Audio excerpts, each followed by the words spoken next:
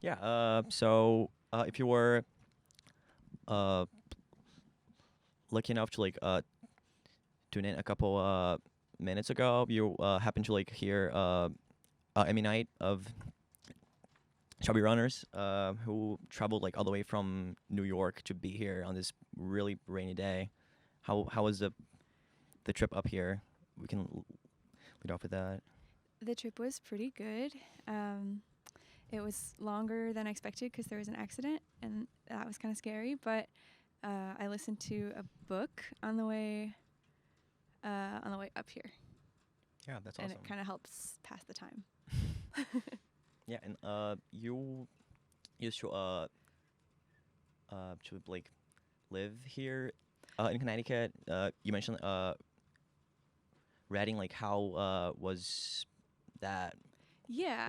It's a good to be back and see the cows and Oh other my stuff that we gosh. have. Yeah, yeah. I love to see the cows that you have here in Connecticut. I lived here for like a year in Reading, and yeah, cows and stone walls and all of the things, moss, etc. Um, it was really pretty driving through the state, and I kind of miss it. But I actually live in upstate New York now, and it's really similar. It's like surprisingly similar. So maybe I found my own version of. I don't know if maybe there's some rivalry or something with upstate New York and Connecticut. So I don't want to step on any toes here, but I think it's kind of similar. Yeah, and you are used to traveling around I know you hail from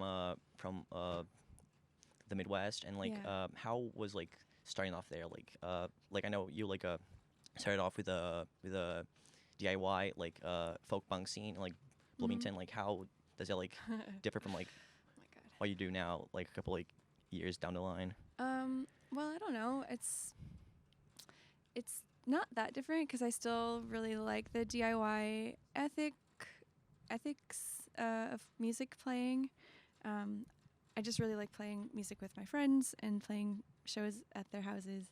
That's something that I still think I held on to from growing up and starting to play music in Indiana. Um, but yeah, it was good to move out east. I have moved a couple places. I lived in Colorado also, and I moved out east after living in Colorado because it's just so much easier to tour. It's really easy to go between. There are just so many different small scenes and big scenes across the whole eastern seaboard, making it really easy.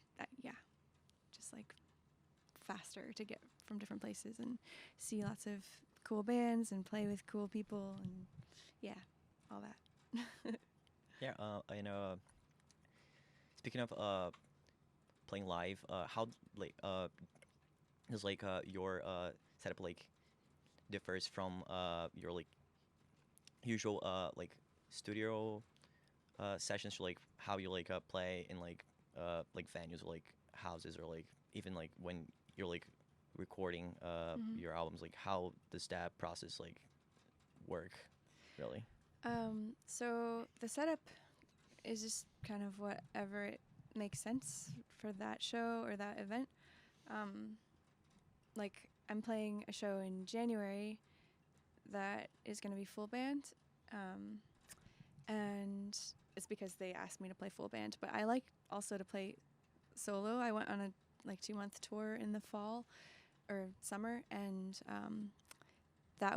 it was just me, and that made a lot of sense because it was cheaper to travel alone and a lot easier to coordinate, and it allowed me to really connect with the people that I was playing with and the people I was playing for a little bit more than I think I can with a band, just because I I felt like I just I had to talk to people because I didn't have my band to hang out with, so I was just yeah, I intentionally did that because I really wanted to meet a lot of people and people who might be interested in the music. But yeah, in recordings, it'll be like recording sessions. I demo all the songs myself and then kind of lay out most of the parts. And then I might do like a full band live session for certain songs, or I will send my demo over to the band and be like, or to someone in the band and be like, I think you should add like some stuff here. And then they'll send it back to me and then I'll add some stuff. It's just kind of like, there's some back and forth there. And there's like I said, it's kind of based on what makes sense for the song or for the situation. Yeah, and you just released like your debut like full length over Yeah. the summer, or like August is like not really summer, but well, yeah. Yeah. How's like that process like? How's it different from like your previous releases, or like how like what you did with like your previous like projects? Like how was that special for you? It was special because I did it almost completely alone. I mean, I didn't have anyone working with me. I didn't work with a label or anything. I just kind of made my own label. And it was an album that I had been trying to finish for a long time. It took me like several years to finish it. So it was special for that reason too, because it was like a culmination of many years of effort. And yeah, I felt really proud of it because it felt like I recorded it multiple times, and the first couple of times I recorded it, I hated half the songs. And by the time I released it, I got to where I wanted to release it. I like was super happy with the progress and where the songs were. So yeah, it just kind of, to me, was a marker of just like a lot of change and growth in my music. And yeah. Yeah, and like what's like now going like forward, like you like you mentioned earlier that you like spent your winter like or will spend like recording like your new project or a new Yeah. you you gave us like a little like piece of like what might be in that, or is that a separate thing, like how? Yeah, exactly. Yeah. That last song that I played is a song that I will probably be on this album. And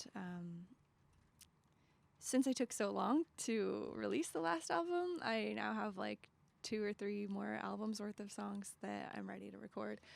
And so hopefully that process will be a little faster this time. And yeah, starting this winter, doing all the demos myself, and hopefully going into the studio in the spring. But who knows? It's kind of like based on funds. If I don't have enough money, I'll just record it at home. Yeah, what works really.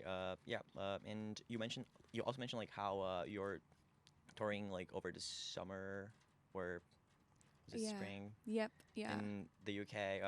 If anyone's like out there, like what can you like expect from your performances Oh, yeah. over across the pond? It'll be really similar to my performances over the summer here. I'm going to be doing a lot of the album that I just released, and then probably some new songs from the upcoming albums. And I will be playing solo again.